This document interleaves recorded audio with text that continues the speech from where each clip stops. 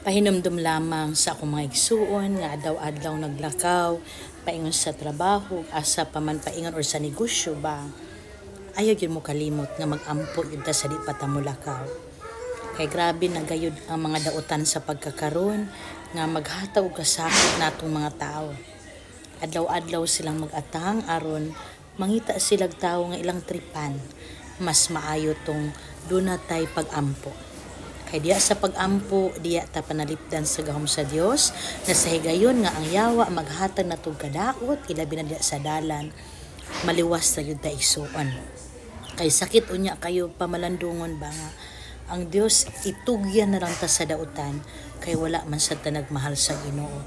Laktod nga pagkasulti gipasagda na lang yun ta. So mas nindro itong kinabuhi, ang atong kinabuhi karon protected sa gahom sa Ginoo. Og di na nimo makuha igsuon kung dili pud ta mag-ampo. God bless.